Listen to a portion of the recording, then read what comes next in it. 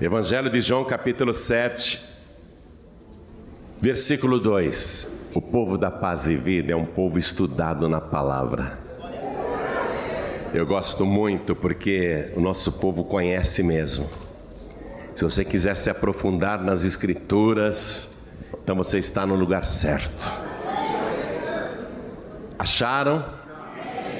Tem alguém perto de você sem o Evangelho? Então mostre para a pessoa onde nós vamos ler. E estava próxima a festa dos judeus, chamada de Festa dos Tabernáculos. Agora vá comigo no versículo 37. E no último dia, o grande dia da festa, Jesus pôs-se em pé e clamou dizendo: se alguém tem sede, que venha a mim e beba. Quem crê em mim, como diz a Escritura, rios de água viva correrão do seu ventre. E isso disse ele do Espírito. Está vendo aí com letra maiúscula? E isso disse ele do Espírito, que haviam de receber os que nele crescem, porque o Espírito Santo ainda não fora dado, por ainda Jesus não ter sido glorificado. Quero ler o versículo 37 e o 39. E no último dia, o grande dia da festa, Jesus pôs-se em pé e clamou dizendo: se alguém tem sede, que venha a mim e beba. E isso disse ele do Espírito, que haviam de receber os que nele crescem, porque o Espírito Santo ainda não fora dado, por ainda Jesus não ter sido glorificado. Amém? Festa dos Tabernáculos, uma festa anual em Israel, uma festa obrigatória a qual todo judeu tinha de comparecer, e por essa razão Jesus, sendo judeu, tendo nascido como judeu em Belém da Judéia, ele não poderia desrespeitar a lei, porque a lei de Moisés dizia que a festa era obrigatória. Então obrigatoriamente Jesus teria que ir para a festa dos tabernáculos. Esta festa era celebrada uma vez por ano no 7º mês do calendário judaico, que não é o mês de julho, porque o calendário judaico ele tem um início anual diferente, ele é um calendário lunar, mas o 7º mês é sagrado, é a festa dos tabernáculos. No 15º dia começa essa festa, o que para nós corresponde a outubro, novembro. Então, esta festa era celebrada durante 7 dias inteiros. 7 dias. Durante esses 7 dias, as pessoas teriam que sair de dentro de suas casas e montar tendas, barracas, em qualquer lugar fora de casa. Podia ser no próprio quintal, podia ser na rua, podia ser no campo, podia até ser sobre a laje das casas, porque as casas naquela época, os telhados não eram como os nossos, eram lajes. Até em cima de suas casas, nos telhados de suas casas, eles poderiam montar suas barracas, suas tendas. Podia ser uma tenda de pano ou com ramos de árvores. Durante 7 dias eles não poderiam dormir em outro lugar a não ser nestas tendas. E isso era para trazer à memória o tempo em que o povo de Deus peregrinou no deserto durante 40 anos e habitou em tendas. A festa dos tabernáculos era para lembrar isso. Durante 7 dias, todo dia a pessoa tinha que sair da sua tenda e ir até o templo, participar das reuniões e voltar para casa. No primeiro dia, os sacerdotes ofereciam 14 cordeiros e 2 carneiros, e conforme os dias iam passando, eles iam diminuindo a quantidade. E eles ofereciam ainda 70 bezerros. Repare a insistência do 7 nessa festa dos tabernáculos. E o povo, durante 7 dias, tinha que ir e voltar ao templo, mas dormir na tenda, na barraca, não em casa. E no dia seguinte retornar para o templo e participar das reuniões, participar das festividades. E o dia mais aguardado da festa era o último dia, chamado de o grande dia da festa. Era o dia mais importante. No último grande dia da festa, o povo que ia uma vez em frente ao altar, no último dia, no 7º dia, cada pessoa tinha que dar 7 voltas em torno do altar. Muito semelhante àquele episódio de Jericó, quando eles foram durante 7 dias e rodearam a cidade, e no 7º dia deram 7 voltas. No 7º dia da festa dos tabernáculos, eles tinham que dar a cada pessoa 7 voltas em torno do altar. O último e grande dia, o mais aguardado, o ápice da festa, o auge da comemoração, tinha um fato maravilhoso. O sacerdote, com um vaso de ouro, ele pegava água no tanque de Siloé. Guarda este nome, a água do tanque de Siloé.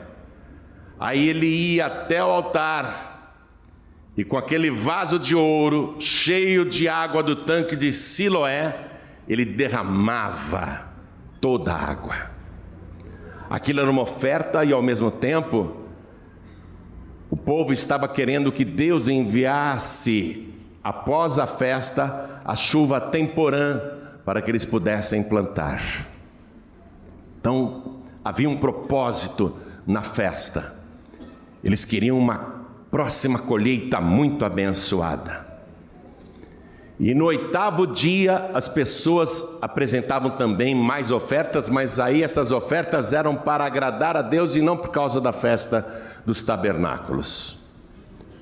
No 7º dia, o grande dia da festa, Jesus estava lá. Ele participou em oculto todos os dias. Todos os dias ele participou em oculto. Até os irmãos dele provocavam dizendo: você não vai na festa? E Jesus dizia: eu irei sim. Vão vocês na frente. Vão vocês na frente. E aqui no capítulo 7, nós lemos que Jesus foi em oculto nessa festa, e as pessoas ficavam procurando por ele, e perguntavam: será que ele vem? E Jesus ouvia os comentários. Jesus lá no meio da multidão escutando os comentários. Será que ele vem ou não vem? Deram ordem aí para prendê-lo. Se alguém souber dele é para denunciá-lo, tem até recompensa. Ah, acho que ele não vem não. E outros diziam: ele virá, ele tem que vir. E Jesus em oculto escutando tudo. Uns falavam assim: ele é bom. E outros diziam: nada, antes engana o povo, é um enganador. E Jesus escutando tudo em oculto. E quando o sacerdote chegou ali no último e grande dia da festa, com seu vaso de ouro e a água do tanque de Siloé, quando ele começou a derramar a água do tanque de Siloé, Jesus se colocou na frente do altar, se revelou abertamente para todo mundo.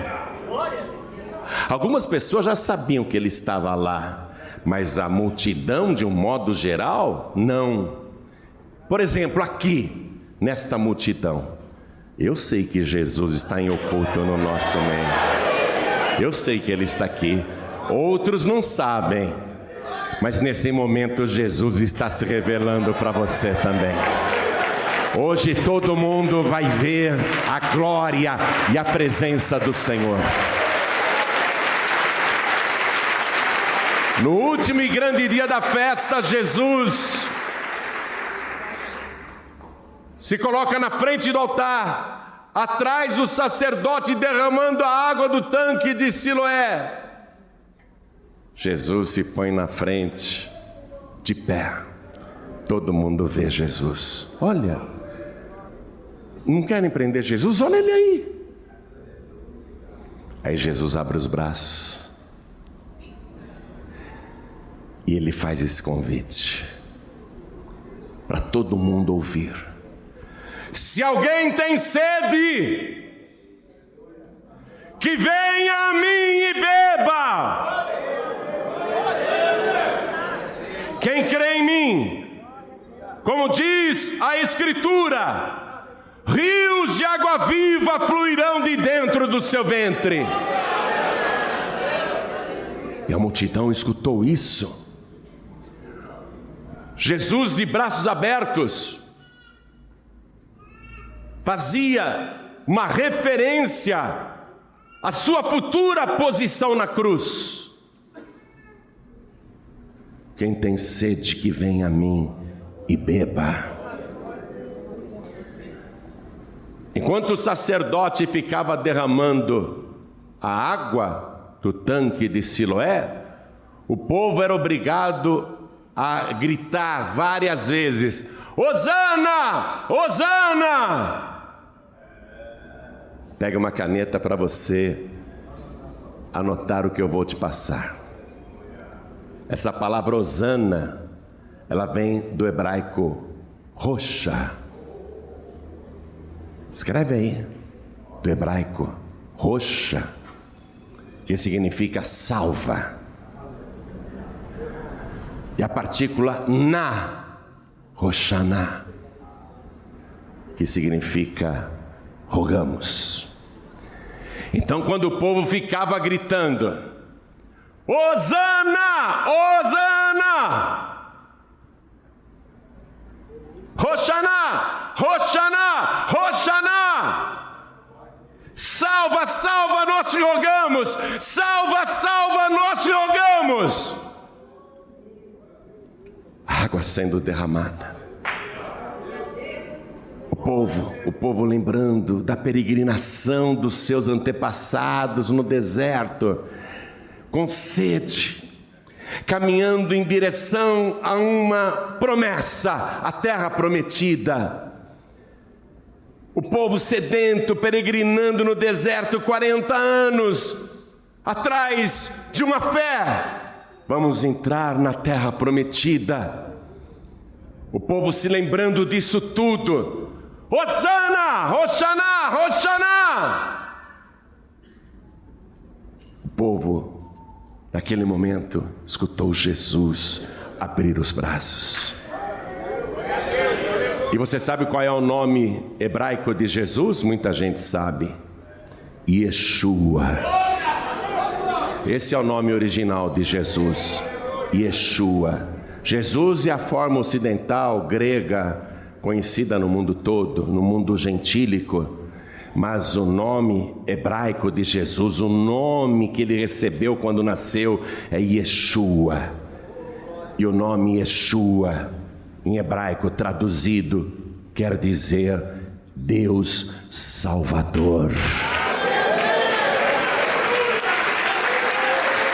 O povo gritando: Hoshana! Hoshana! Salva-nos, te rogamos! Salva-nos, te rogamos! O Deus Salvador abriu o braço, em referência à sua posição na cruz do Calvário, e clamou: se alguém tem sede, que venha a mim e beba. Quem crê em mim, como diz as Escrituras, rios de água viva fluirão de dentro do seu ventre. E isso disse ele a respeito do Espírito que haveriam de receber todos os que nele crescem, porque o Espírito Santo ainda não fora dado, por Jesus ainda não ter sido glorificado. Então, do que Jesus está falando ao fazer esse convite? Ele está dizendo de duas coisas. Se você está com sede, se você quer peregrinar neste mundo, atrás da fé, em direção da terra prometida no céu, da Canaã celestial, se você tem sede de Deus, sede de salvação, Jesus está dizendo: eu sou o Deus que salva, eu sou o Deus Salvador. Quem tem sede, que venha a mim e beba.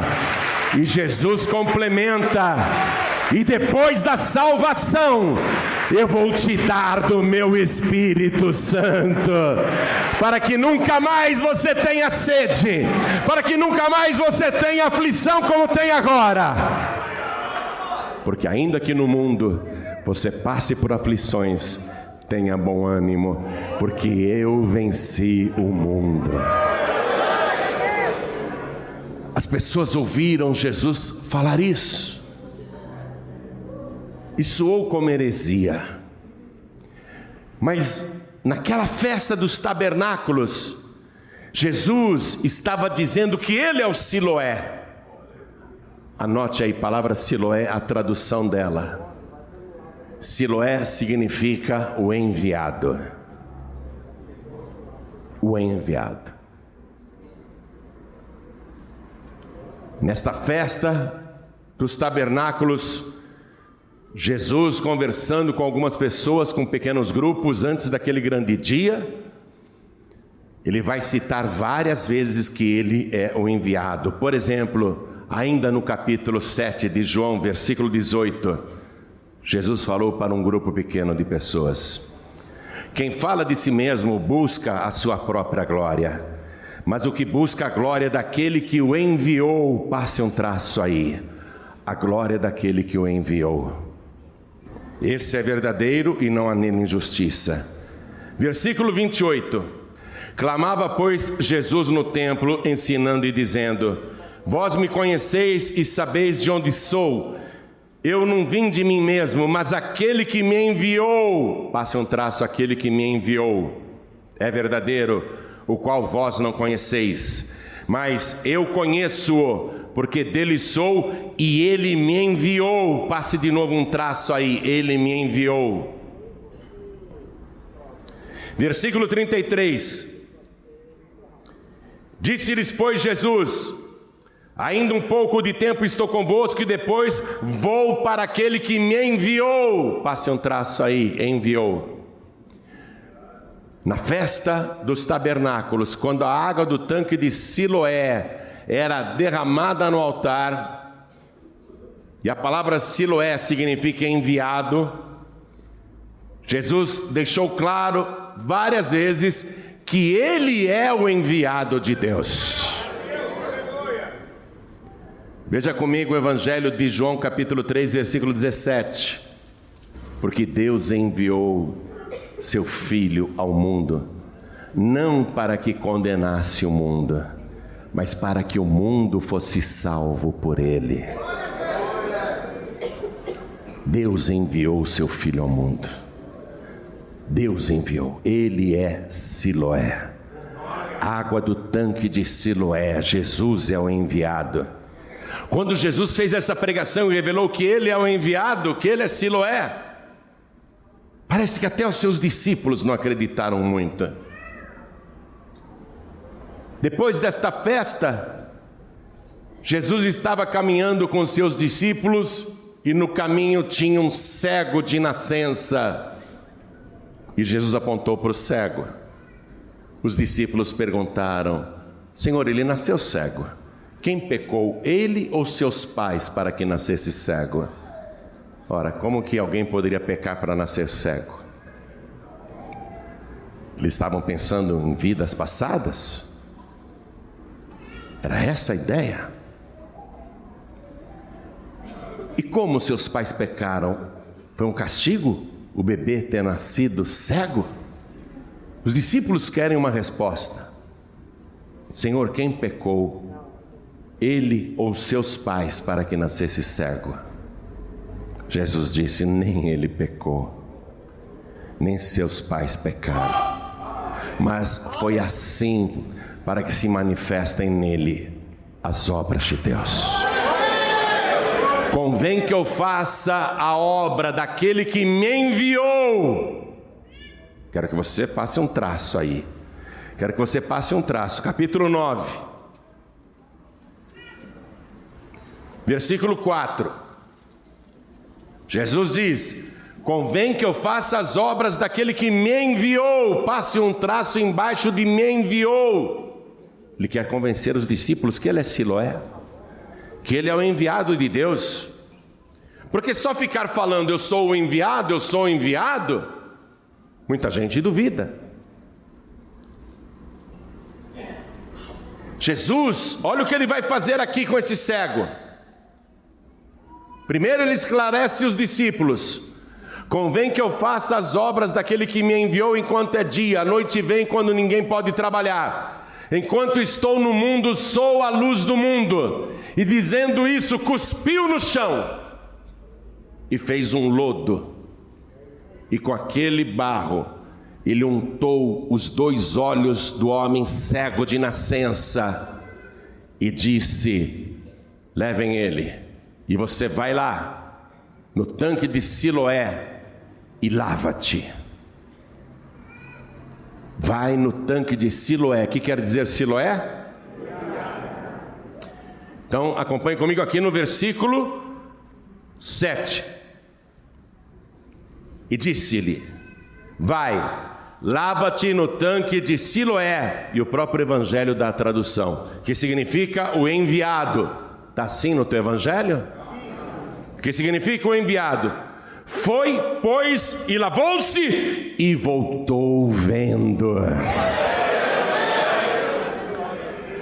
Qual foi o objetivo de Jesus passar barro no olho do cego? Para ter um pretexto de mandá-lo se lavar no tanque de Siloé, o mesmo tanque que o sacerdote com um vaso de ouro pegava água e derramava no altar. Jesus está mostrando: eu sou o enviado de Deus, e a prova é este cego de nascença. E aquele milagre causou um alvoroço muito grande, porque ele voltou vendo e dando glórias a Deus, mas ele não viu Jesus. Ele recebeu a cura da visão e ele não viu Jesus. E todo mundo ficou maravilhado. Não é aquele cego de nascença que ficava no caminho mendigando? É ele. Outro dizia: não, parece com ele. E o cego que foi curado dizia: sou eu mesmo. Aí levaram o cego lá para os líderes religiosos, para o sacerdote, que tinha poucos dias antes derramado água no altar do tanque de Siloé. Levaram ele lá para o sacerdote. Olha, esse homem nasceu cego e está enxergando. Imagina, ele nunca foi cego, isso é fraude, mentira. Ele falou que foi curado por Jesus. Piorou, é um enganador, é um falso profeta, é um endemoniado. Esse homem é mentiroso, ele não nasceu cego coisa nenhuma. Eu nasci cego e eu estou enxergando. Mas como que você está enxergando? O homem chamado Jesus passou lodo nos meus olhos e mandou me lavar no tanque do enviado. Eu fui e me lavei no tanque do enviado. O tanque é dele, minha gente. Eu me lavei no tanque do enviado e estou vendo. Não, nós não acreditamos nisso, é mentira. Chamem os pais desse cego. E já tinham dado a ordem que qualquer pessoa que falasse bem de Jesus, que fosse expulsa da igreja, da sinagoga, fosse excluída do rol de membros. Os pais não queriam ser excluídos da sinagoga, foram lá com medo falar com o sacerdote. Esse moço aqui é seu filho? Sim, é nosso filho. Ele nasceu cego? Nasceu cego. Como que ele está enxergando agora? Os pais com medo disseram: não sabemos, pergunta para ele já tem idade, ele que responda. O sacerdote, o mesmo que derramou a água do tanque do enviado: como é que você está enxergando agora? Eu já disse, por acaso você quer virar discípulo de Jesus? Você não quer acreditar? Eu já contei como é que é. Você tem que dar glória a Deus, glorificar a Deus, não esse Jesus, porque nós sabemos que esse Jesus é um pecador, é um falso profeta, é um mentiroso. E o cego curado disse: se ele é pecador eu não sei, uma coisa eu sei, eu era cego, mas agora eu vejo. Oh glória, eu era cego, mas agora eu vejo. Você está vendo agora quem é Siloé?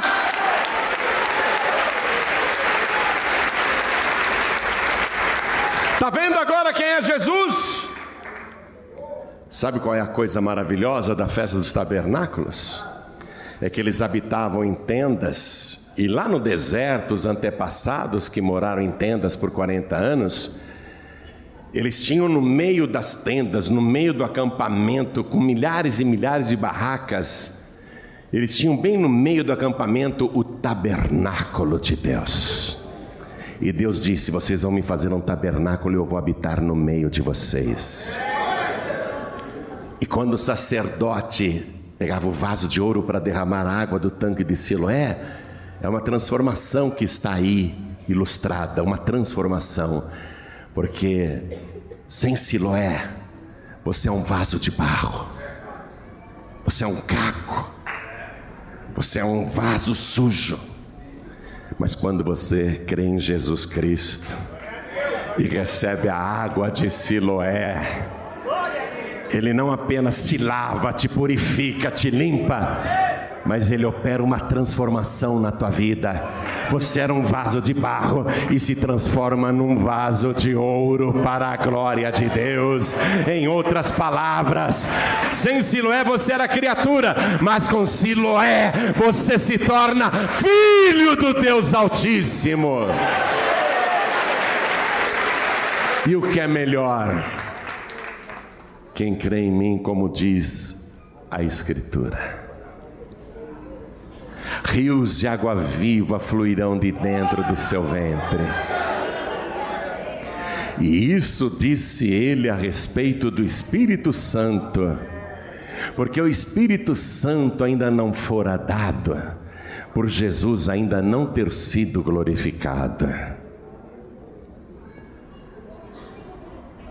Por enquanto, o Espírito Santo, que no Evangelho de João é chamado de Parácletos, anota essa frase também, esse nome, Parácletos, porque o Evangelho de João foi escrito em grego. Parácletos ainda não tinha sido dado, porque Jesus ainda não tinha sido glorificado. Então Parácletos habitava só em Jesus. O Espírito Santo habitava só em Jesus. Quer dizer que o Espírito Santo, para habitar em todos os que creem em Jesus, conforme as Escrituras, ele teria que ser enviado para todos, mas só seria enviado para todos se Jesus fosse glorificado. E para Jesus a glória é muito estranha. Ele já tinha deixado a glória celestial quando veio a este mundo para viver como um ser humano comum. Mas na última noite de vida ele faz uma oração diante já da visão da cruz que se aproxima.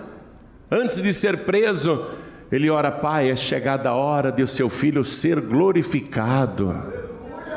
Jesus considera ser glorificado morrer na cruz. E ele, orando ao Pai, diz: glorifica o teu Filho com aquela glória que eu tinha antes que o mundo existisse.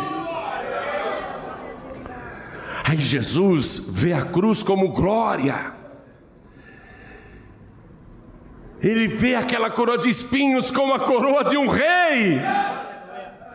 Ele vê a cruz como um trono. Ele vê a cruz como glória. Morrer na cruz é ser glorificado. Aí ele vai e morre na cruz. Ele morre, é sepultado. No terceiro dia, no domingo pela manhã, ele ressuscita. E muitas testemunhas veem isso, e para que não fique apenas com algumas, Jesus vai ficar na terra ainda depois de ressuscitado pelo prazo de 40 dias. Para provar que não é um espírito, para provar que é o mesmo corpo que morreu na cruz, para provar que ele tem carne e ossos. Tomé fez bem de duvidar, não fica com raiva de Tomé. Eu amo Tomé, ainda bem que Tomé duvidou, porque Jesus apareceu e falou assim: Tomé, coloca o teu dedo aqui nas minhas feridas, no meu lado. Pode ver que sou eu mesmo, não sou um espírito. O espírito não tem carne e ossos. Sou eu mesmo que ressuscitei. O Tomé caiu de joelhos. Deus meu e Senhor meu, se converteu ali. Então Jesus ficou, depois de ressuscitado, pelo prazo de 40 dias, para que as pessoas pudessem olhar de perto. É Ele mesmo. É o mesmo Jesus que morreu na cruz. É o mesmo que ressuscitou, o mesmo que nós conhecemos.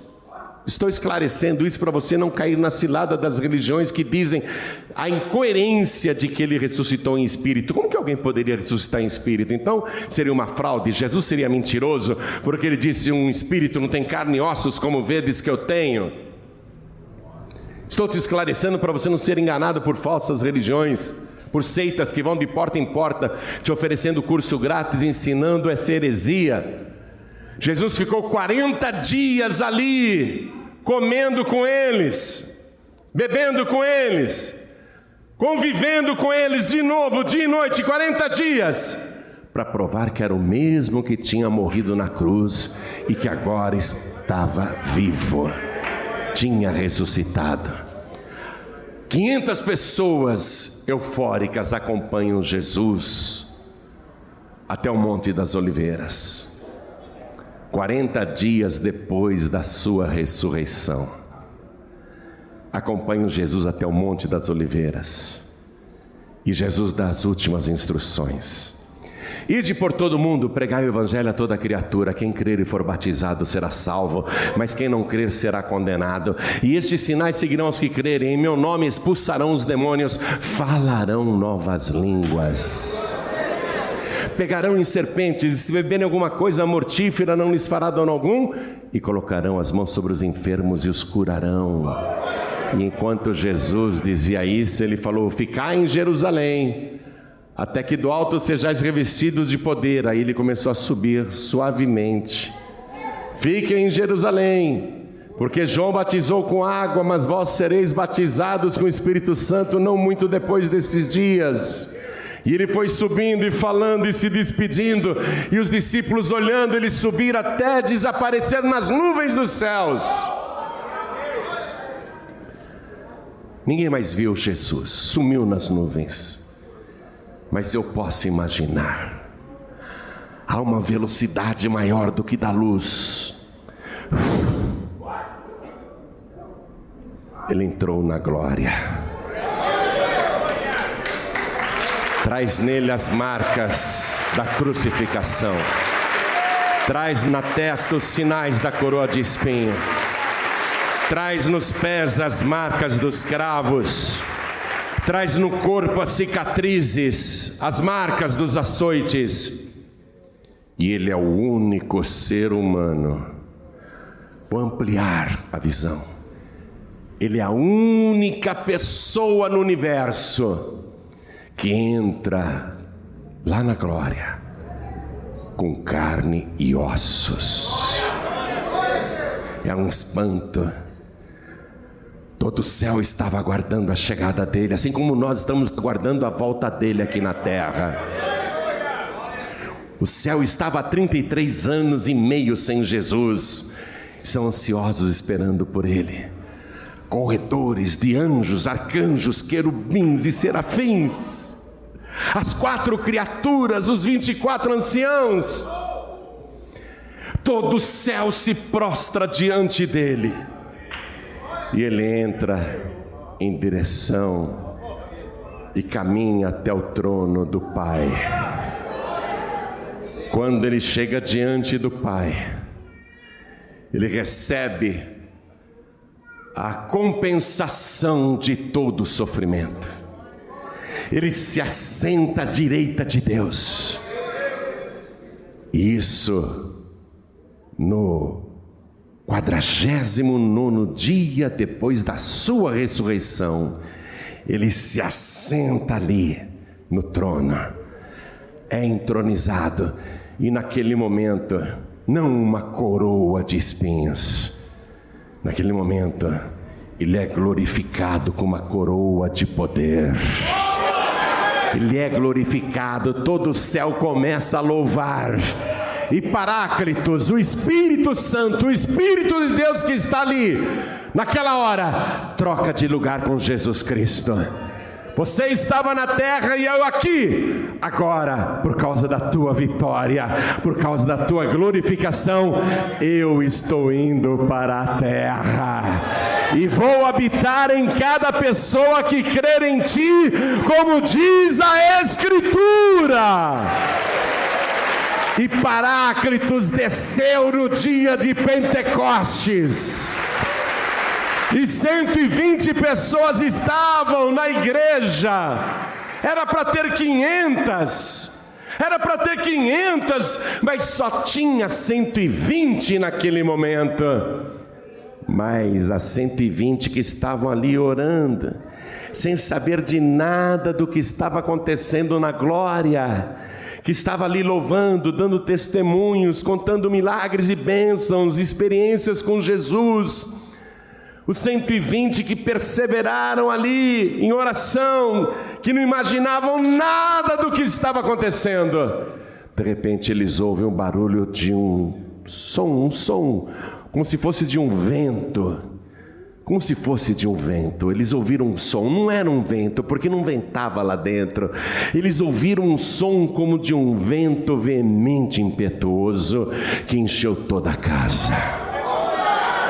Eles acharam estranho aquele barulho dentro do cenáculo. Parece o barulho de um grande vento. E você sabe que lá em hebraico, a palavra espírito é ruá, que significa vento. Eles ouviram o som como de um vento veemente, impetuoso, que encheu toda a casa. Os 120 ficaram assustados. O que é isso? Que barulho é esse? De repente, foram vistas por eles línguas repartidas como que de fogo. Muitas línguas, 120 línguas, 120 línguas, pareciam bolas de fogo.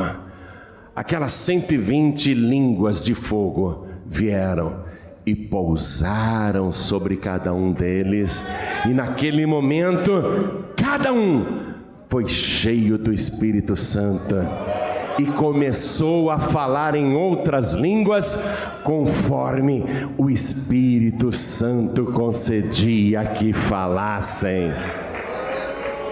Por que o Espírito Santo veio? Porque Jesus foi glorificado. Quem crê em mim, como diz a Escritura, rios de água viva correrão de dentro do seu ventre, e se fará nele uma fonte de água viva que jorra para a eternidade. E isso disse ele do Espírito, e haveriam de receber todos os que nele crescem. Por isso que 120, todos eles foram cheios do Espírito Santo. Atenção, cheios do Espírito Santo. Não eram 120 Espíritos Santos. Vá comigo em Atos dos Apóstolos, capítulo 2. Estou terminando a mensagem. Os 120 foram cheios do Espírito Santo. todos foram cheios do Espírito Santo. Não foram cheios dos Espíritos Santos, como ensinam alguns aí que batem de porta em porta. Crer que eram 120 espíritos é virar espírita. Achar que eram 120 espíritos é dar razão ao espiritismo. Não eram 120 espíritos, era um só. Atos dos Apóstolos, capítulo 2, versículo 4. E todos, diga todos, preste atenção. E todos foram cheios do Espírito Santo. Está no singular aí na tua Bíblia? Ou está escrito Espíritos Santos? Está no singular? E todos foram cheios do Espírito Santo. Esse Espírito Santo é com letra maiúscula na tua Bíblia? Na minha também.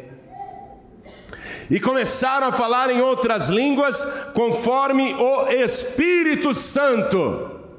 Está no singular de novo? Um só Espírito. E todos foram cheios do Espírito Santo e começaram a falar em outras línguas, conforme o Espírito Santo lhes concedia que falassem. Há um só Deus, uma só fé, um só batismo, um só Espírito. Um só Espírito. Você quer a fonte de água viva jorrando dentro de você? Você quer ser cheio do Espírito Santo de Deus? Você quer receber Paráclitos? Quem quer Paráclitos? Oh glória, o Espírito Santo de Deus. Fiquem todos de pé. Primeira coisa, quem tem sede, que venha a mim e beba. Primeira coisa, receber Jesus como único, suficiente, exclusivo e eterno Salvador. Porque com o seu sangue Ele vai te purificar de todo o pecado, Ele vai limpar o teu corpo, Ele vai limpar a casa. Primeira carta aos Coríntios, capítulo 3, versículo 16 diz: E não sabeis que sois o templo do Espírito Santo e que o Deus vivo habita em vós? Primeiro você precisa de Jesus, o seu sangue que foi vertido por nós, porque o sangue de Jesus nos purifica de todo o pecado, e Ele é o Cordeiro de Deus que tira o pecado do mundo. Ele é Yeshua, o Deus Salvador. Ele é Siloé, o enviado de Deus, não para condenar o mundo, mas para salvar o mundo. Primeiro você precisa recebê-lo como único, suficiente, exclusivo e eterno Salvador. E aí Ele diz: quem crê em mim, como diz a Escritura, rios de água viva correrão de dentro do seu ventre. E isso disse Ele a respeito do Espírito, não dos Espíritos. E isso disse Ele a respeito do Espírito, que haveriam de receber todos os que nele crescem. Porque o Espírito Santo ainda não fora dado por Jesus ainda não ter sido glorificado, mas agora Jesus já foi glorificado. Ele é o Rei dos Reis e o Senhor dos Senhores. Ele é a palavra viva de Deus. Esse Jesus é o único que batiza com o Espírito Santo e com fogo. É como se Jesus dissesse: primeiro você me recebe, eu sou o Siloé, eu sou o enviado de Deus para te salvar, eu sou o Yeshua, eu sou o Deus que salva. Primeiro você me recebe e eu te salvo, eu te purifico, e se você acreditar em mim, eu vou te batizar com o Espírito Santo e com fogo, se você crer. Então Jesus não planejou apenas a tua salvação, Ele planejou para você uma vida cheia do poder de Deus. Não apenas poder, virtude, mas cheio de Paráclitos, cheio do Espírito Santo. Quem tem sede, que venha a mim e beba. Esse é o convite. Quem tem sede, que venha a mim e beba. Quem tem sede? Quem tem sede, que venha a mim e beba. Você vai vir agora para Siloé. Você vai vir agora para o enviado por Deus para te salvar, o único enviado, o único que salva. Você vai vir para ele agora. Você vai recebê-lo como Yeshua, Deus Salvador. Ele vai te purificar de todos os teus pecados. Ele vai limpar o teu corpo e te preparar para o segundo passo, ser o templo vivo do Espírito Santo de Deus. Quem tem sede, que venha a mim e beba. Quem aqui quer receber Jesus como Siloé, o enviado de Deus para salvar? Quem aqui quer receber Jesus como Yeshua, o Deus Salvador? Quem aqui quer receber Jesus como único, suficiente, exclusivo e eterno Salvador? Ergue a mão direita bem alta, assim como eu estou fazendo. E todos que ergueram as mãos, saiam dos seus lugares e venham aqui para frente, porque Ele é o dono da água. Ele é o dono da água viva. O tanque é de Siloé. O tanque é do enviado de Deus. Vamos aplaudir ao Senhor Jesus por cada vida que está chegando. Oh glória, vem para cá, vem para cá. Hoje o teu nome vai ser escrito no céu. Hoje todos os teus pecados serão perdoados. Hoje Ele vai arrancar os vícios, Ele vai arrancar as perturbações, Ele vai arrancar os tormentos, Ele vai arrancar as iniquidades. Vem para cá. Oh glória, vamos aplaudir mais. Olha quanta gente que está chegando, vamos aplaudir mais. Quero falar com você, filho pródigo, filha pródiga, que já conhece a palavra. Jesus está voltando. Naquele dia, uma semana antes do dia de Pentecostes, quando Ele levou 500 pessoas no Monte das Oliveiras e subiu aos céus e desapareceu nas nuvens, os discípulos continuavam querendo ver Jesus, mas não conseguiam enxergar mais. Ele foi embora, foi para a glória. Mas fica olhando aí, quem sabe Ele aparece, quem sabe dá para ver. Todo mundo queria ver ainda, mas não conseguiam. Aí chegaram 2 homens vestidos de branco e disseram para os pescadores: varões galileus, por que estáis olhando para o céu?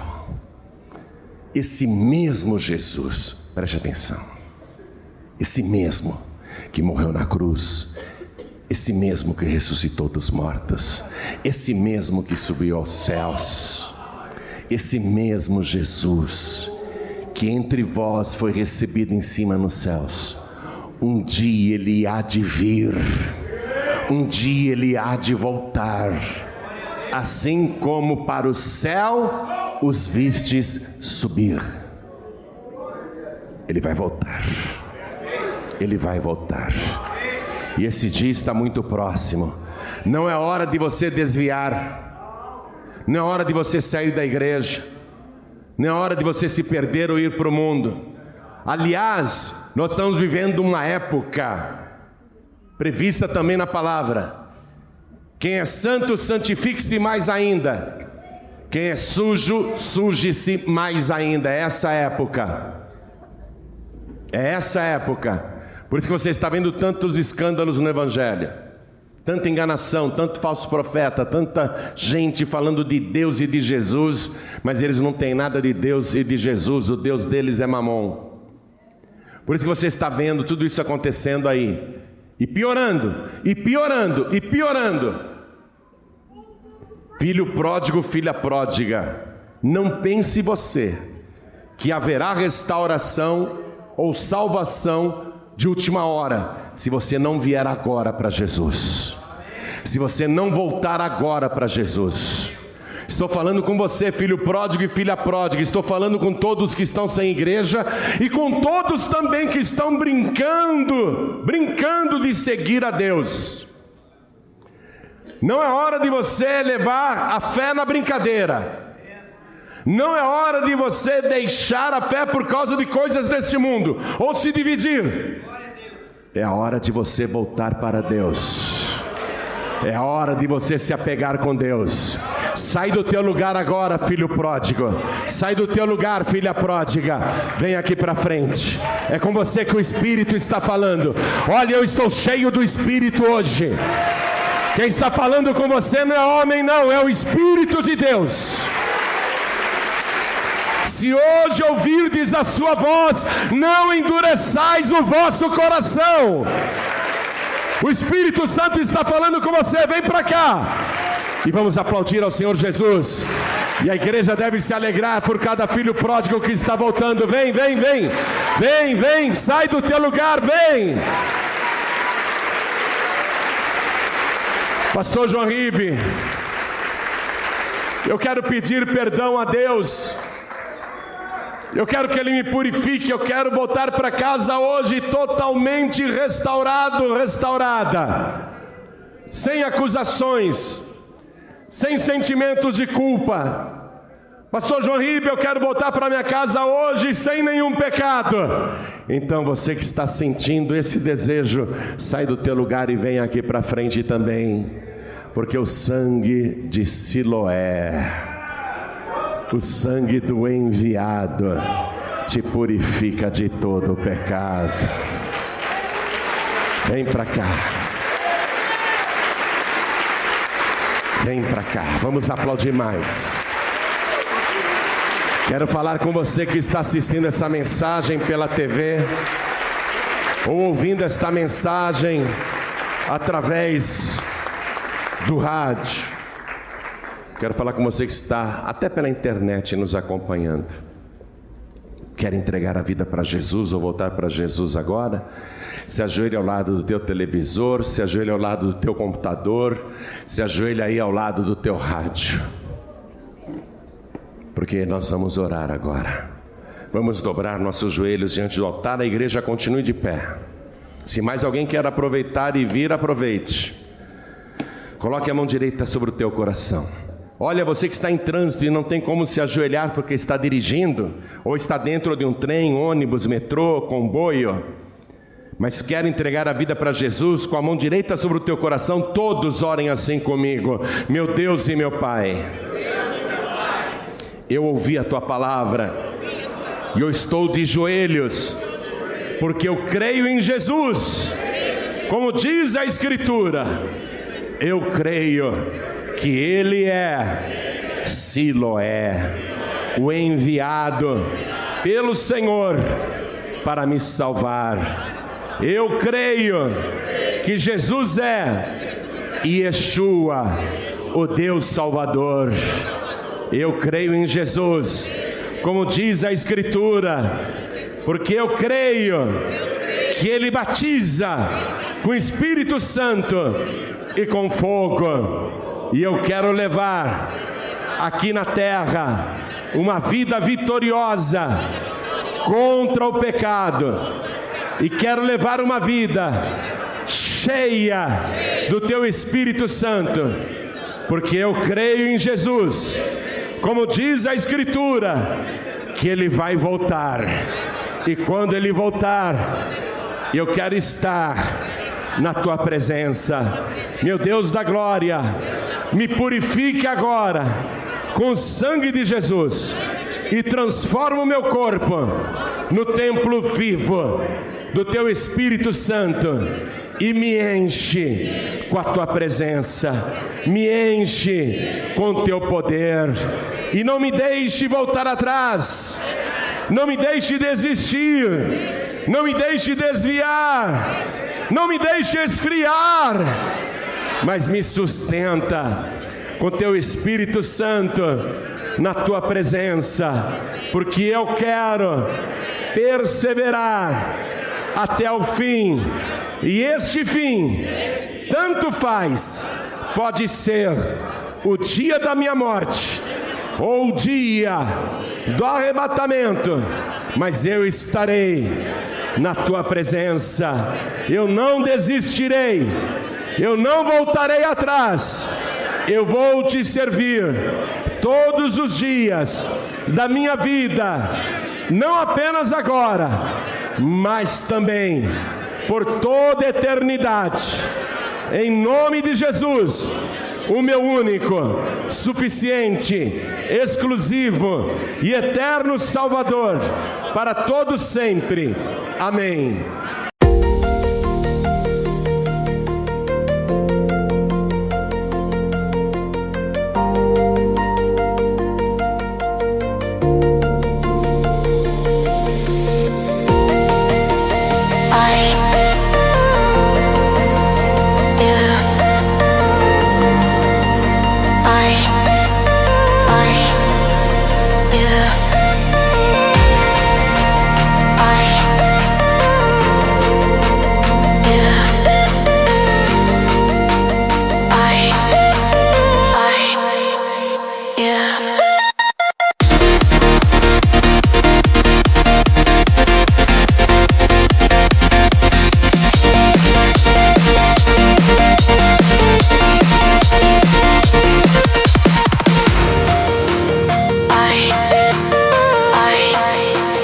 Yeah.